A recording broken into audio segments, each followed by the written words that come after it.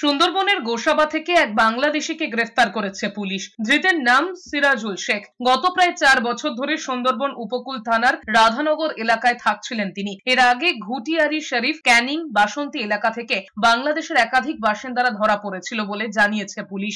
জানা গিয়েছে শনিবার সিরাজুল তার ছেলেকে মারধর করেছিলেন। তার জেরে গ্রামবাসীরা তাকে পুলিশের হাতে তুলে দেন। এরপরই পুলিশ তদন্ত করে জানতে পারে সিরাজুল এখানকার নন, বাংলাদেশের বাসিন্দা। তখন ওই ব্যক্তিকে গ্রেফতার করা হয়। ধৃত জানিয়েছেন উত্তর 24 পরগনার গোজাডাঙ্গা সীমান্ত দিয়ে ভারতে প্রবেশ করেছিলেন তিনি। বারাসাতে কিছুদিন থাকার পর আসেন মালঞ্চ ইটভাটায়, সেখানেই কাজ করতেন।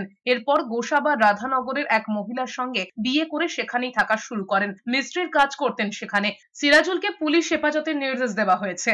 ওখানে শ্বশুরবাড়ি করেছে। ওখানে শ্বশুরবাড়ি তোরা কত বললো চলো কাজ করবো, ভাড়াতে পয়সা আসছে ভালো। আমি কেন আমি তো আছে কি সঠিক বলতে পারছি, আর যোগাযোগ নেই।